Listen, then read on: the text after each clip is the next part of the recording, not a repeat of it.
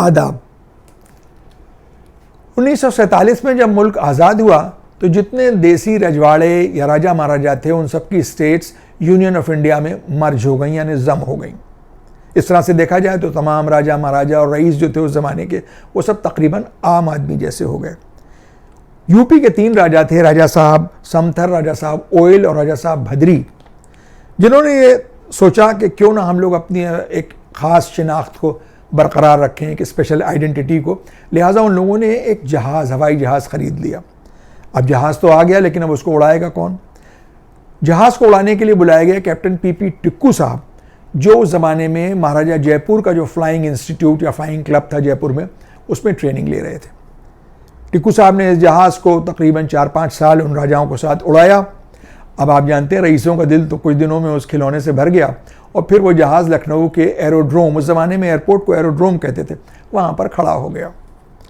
टिक्कू साहब ने सोचा कि इस जहाज़ का सही इस्तेमाल होना चाहिए, अब आ गया है तो उन्होंने उस ज़माने की शायद चीफ मिनिस्टर थी मिसेस सुचिता कृपलानी, उनसे ये रिक्वेस्ट की कि क्यों ना यूपी की स्टेट इसको ख़रीद ले और ये सरकारी जहाज़ बन जाए।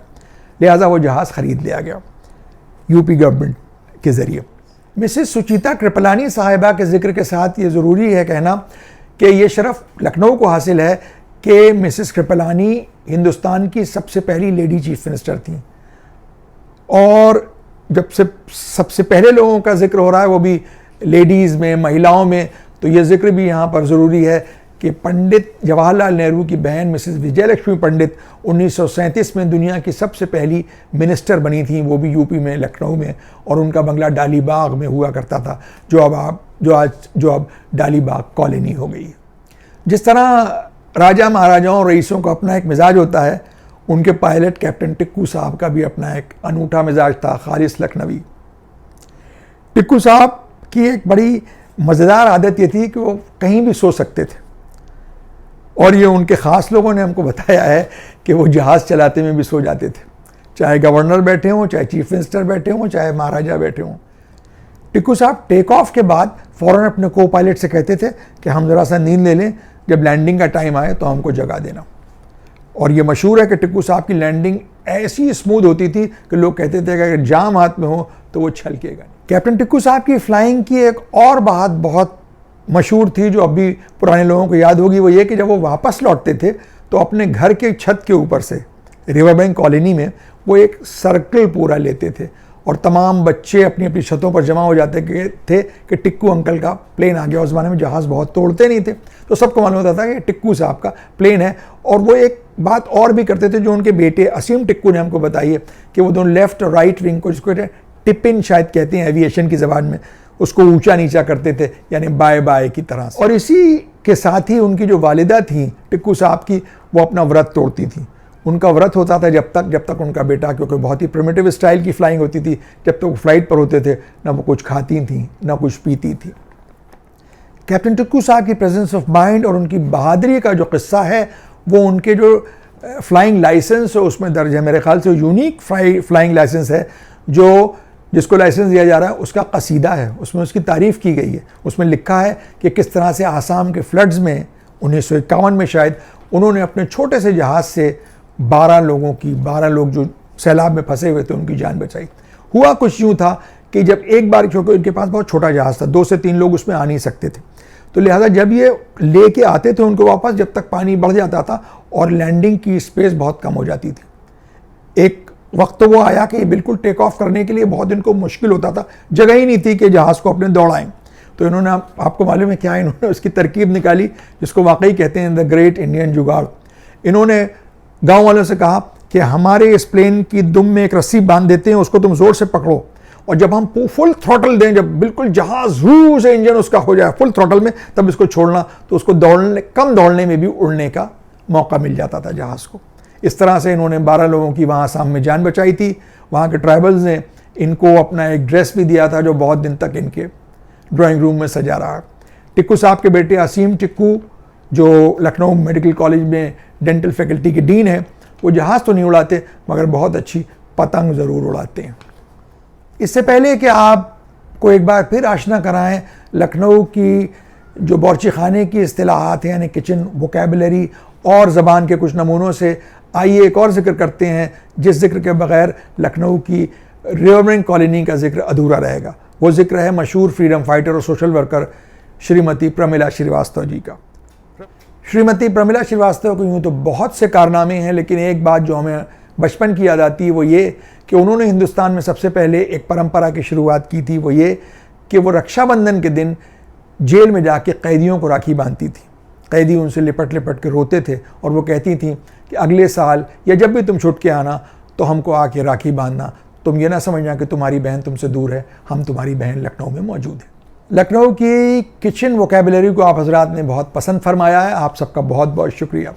आइए इसी सिलसिले को जारी रखते हुए अब कुछ और आपको जो अल्फाज लखनऊ के बावर्ची खानों में इस्तेमाल होते हैं बर्तनों के सिलसिले से ज़्यादा। एक चीज़ होती है कवगीर। कवगीर एक फैला सा आगे से लंबा बड़ा चमचा होता है जिससे चीज़ों को घोटा जाता है या उल्टा पलटा जाता है।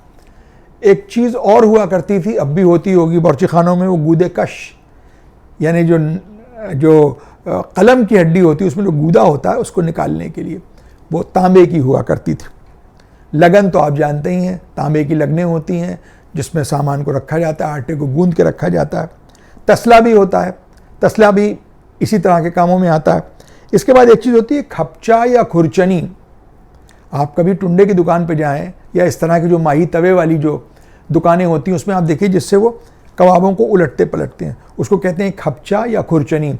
और वो खुरचते खुरचते इतनी तेज़ हो जाती है कि उसकी धार बिल्कुल चाकू की तरह हो जाती है और वो उसके बगैर वो कबाब पलटे नहीं जा सकते। अब माही तवा हमने आपसे कहा था, माही तवा माने मछली तलने का, माही कहते हैं मछली को, उसको तलने वाला तवा एक बड़ा सा तांबे का तवा होता है, फ्लैट, उसमें छोटी छोटी चारों तरफ उसके दीवारें होती हैं गोल। और ये टुंडे वगैरह के कबाब जो हैं और इस तरह के जो गलावट के कबाब हैं वो माही तवे में ही तले जाते हैं। लखनऊ में बावर्ची खाने में जो इस्तेमाल होती है नाइफ़, उसको छुरी कहते हैं, चाकू नहीं कहते हैं। चाकू माने होता है जो पेट में घंगोला जाता है, यानी पेट में जिससे तकलीफ पहुंचाई जाती है, मारा जाता है, उसको चाकू कहते हैं। बोटियों को कभी लखनऊ में गोल बोटी नहीं कहते हैं बल्कि कहते हैं सलोतर बोटी। जब गोश्त देने जाते हैं तो कहते हैं ज़रा सलोतर बोटी दीजिएगा। अब आइए, हमने उस बार उसका जिक्र किया था आपसे, सितारिया अंडे का या सितारे वाले अंडे का। अंडे की दो और किस्में होती हैं लखनऊ में, एक होता है खागीना यानी ऑमलेट, और दूसरा है जिसको आप सुन के ज़रा आपको हंसी भी आएगी, रंबल टम्बल। ज़रा सोचिए कि रंबल टम्बल किसको कहा जा सकता है। रंबल टम्बल कहते हैं स्क्रैम्बल्ड एग को। अक्सर ये आवाज़ आती थी, बुआ भैया के लिए रंबल टम्बल बनाना, यानी उनके लिए स्क्रैम्बल्ड एग बनाना। मग जो हम लोग आम तौर पे घरों में इस्तेमाल करते हैं, चाहे वो प्लास्टिक के हों, तांबे के हों, लोहे के हों, उनको लखनऊ में मग नहीं कहते हैं, उनको कहते हैं डोंगा। और डोंगा ही कहते हैं सर्विंग बोल्स को भी। काब माने डिश, चाहे वो राइस डिश हो या गोल कोई डिश हो जिसमें कबाब वगैरह सर्व किए जाते हैं, उसको कहते हैं काब। बावर्चियों की खास ज़बान होती है लकड़ी के लिए, कहते हैं मुड्ढी लाइए। मुड्ढी होती है गांठों वाली छोटी छोटी लकड़ी जो इस्तेमाल में आती है तंदूर में या देग को जोश देने में। लखनऊ की टकसाली ज़बान के सिलसिले में हमें 3 और लफ्ज़ याद आ गए। एक है कुफल। कुफल असल में बिगड़ा हुआ लहजा है कुफल का। कुफल कहते हैं ताले को, उसको कहते हैं जब घर से निकलते हैं कहते हैं भाई कुफल लगा दिया, वो कुफल नहीं है, असल में कुफल है। इसी तरह से कल्ब माने दिमाग, और उसको कहते हैं कलब। जब कोई आदमी बहुत आउट ऑफ माइंड होता है, बिल्कुल बदहवास होता है, तो कहते हैं इनका कलब चला हुआ है, यानी बिल्कुल आउट ऑफ माइंड हो रहे हैं। और इसी से मिलता जुलता है एक और भी एक्सप्रेशन है, उसको कहते हैं मता हुआ। मता हुआ के माने हैं कि आउट ऑफ कंट्रोल है। अब कोई साहब गली से आ रहे थे, वो इधर से नहीं दूसरी तरफ से आ रहे थे, उनका भाई उधर से क्यों नहीं आ रहे थे? उन्होंने कहा उधर से कौन जाए, उधर तो कब्बन का लड़का मता हुआ है, स्कूटर बीच में खड़ा किए हुए, ना किसी को आने देता ना जाने देता। यानी मता हुआ माने बिल्कुल बिफरा हुआ है आदमी, आउट ऑफ कंट्रोल। किसी एपिसोड में हमने आपसे जिक्र किया था इख्तिलाज का, यानी घबराने का। उससे ही मिलता जुलता एक और लफ्ज़ है जो लखनऊ में बहुत इस्तेमाल होता है, वो है हॉल होना। औरतों को हॉल बहुत होती है, और इस लफ्ज़ का पुपुल जयकर साहिबा ने अपनी किताब जो उनकी मिसेस इंदिरा गांधी की बायोग्राफी इंदिरा गांधी, उसमें भी इस बात का तस्करा किया। वो कुछ यूँ लिखती हैं कि पंडित मोतीलाल नेहरू के पास कोई बेगम साहब आती थीं जो उनकी मुवक्किला थीं, वो ज़राने में बैठती थीं और उनको बहुत हौल होती थी शोर गुल से, तो इंदिरा गांधी बहुत शरारत में अक्सर उनके पास चीखती हुई घुसती थीं। तो वो ये हमेशा कहती थी, ऐ नन्नी इस तरह गुल ना करो, अरे मुझे हौल होती है, मुझे गश आ जाएगा। हमेशा की तरह अब आइए जिक्र होता है लखनऊ के खानों का। एक ऐसा खाना जो आम भी है और ख़ास भी है। आम यूँ है कि अगर आप उसको सादगी से पकाएं और अगर आप उसको ऐसा तल के पकाएं तो वो ख़ास खाना हो जाता है, और वो है अरवी का सालन। अरवी का सालन लखनऊ के खानों में एक खुसूसी मकाम रखता है। वो यूँ कि बरसात के दिनों में इसको खाया जाता है। अरवी का सालन हल्दी के मसाले में पकता है। अरवियाँ बहुत लंबी नहीं होनी चाहिए क्योंकि वो मीठी होती हैं। लंबी अरवियाँ मीठी होती हैं, यानी एक दरमियानी शक्ल की होनी चाहिए, जैसे गुलाब जामुन लंबी वाली होती उस तरह की अरवियाँ होनी चाहिए। उनको बीच से काट लेते हैं और अगर उसको तल दिया जाए तो वो ख़ास खाना हो जाता है। और उसके बाद उस पर गरम मसाले और तली हुई प्याज का बघार दिया जाता है और उसकी गार्निशिंग जो है वो हमेशा धनिया से की जाती है। अरवी के सालन को यूँ तो चपाती, जिसको आमतौर पर सब लोग रुमाली रोटी कहते हैं, उससे खाया जाता है, लेकिन खुश्के के साथ भी उसका बहुत अच्छा कॉम्बिनेशन होता है। खुश्का माने बिखरे हुए साफ साफ बिल्कुल सफ़ेद चावलों का। बारिश के मौसम में लखनऊ के मीठे खानों में सबसे ज़्यादा जो चलन है वो है गुड़म्बे का। असल में अब गुड़ में तो पकता नहीं होता, शकरम्बा है, लेकिन वो कहलाता गुड़म्बा है। उसी तरह पकता है जैसे पूरे हिंदुस्तान में पकता है, यानी घी में उसको भून लीजिए आप लौंग और इलायची के साथ, फिर उसके बाद जो सूजी है यानी रवा है उसको अच्छी तरह भून लीजिए। जब उसमें खुशबू आने लगे तो उसमें पानी डाल दीजिए और तली हुई कैरियाँ या तो कद्दूकश पे की हुई हों या उसके कतले हों वो आप उसमें डाल सकते हैं। लखनऊ के गुड़म्बे की खुसूसियत यह है कि जब वो बिल्कुल तैयार हो जाता है तो उसमें दूध भी डाल दिया जाता है, उससे एक अजीब सौंधाहट उसमें आ जाती है। सावन के त्योहारों के हवाले से ही दिल्ली से ज्योति श्रीवास्तव ने हमें याद दिलाया है कि लखनऊ में और पूरे अवध में ही नाग पंचमी के दिन एक ख़ास तरीक़े से मनाया जाता है। वो ये कि नागों की पूजा तो होती है, उसके अलावा गुड़ियाँ पीटी जाती हैं। गुड़ियाँ यानी कपड़े की गुड़ियाँ बनाई जाती हैं और लड़के घर के जो हैं वो चौराहों पे जाके उसको संटियों से पीटते हैं और फिर उसको दरिया में सहरा देते हैं उन गुड़ियों को। ऐसा करने के लिए दो कथाएँ जो हैं वो बहुत प्रचलित हैं, बड़ी मशहूर हैं। वो एक ये है कि किसी ज़माने में कोई राजा थे, उनको किसी नाग ने काट लिया था और उसके काटने से वो मर गए थे। उन्हीं राजा के ख़ानदान में उसी नाग की 3-4 पुश्तों के बाद किसी बेटी की शादी हो गई। जब वो दुल्हन उस घर में आई तो उसने अपनी दासी यानी अपनी कनीज़ से कह दिया कि हम उसी नाग के ख़ानदान से हैं, मगर किसी से कहना नहीं। अब क्या था, वो जो दासी थी वो पेट की हल्की थी, उसने सबसे कह दिया कि ये तो उसी ख़ानदान की लड़की है। राजा को उस बात की बड़ी शर्मिंदगी हुई, लिहाजा उन्होंने सारी लड़कियों को जमा किया और उनकी खूब पिटाई करवाई और जब से ये लड़कियों की पीटने की परंपरा यानी गुड़ियों को पीटने की परंपरा बन गई। जिस दिन गुड़ियाँ पीटी जाती हैं उस दिन लखनऊ के और अवध के कायस घरानों में एक चीज़ काले चनों की बनती है, उसको घुघरी कहते हैं, और ये जानकारी हमको गाज़ियाबाद से नीरज कुमार ने दी।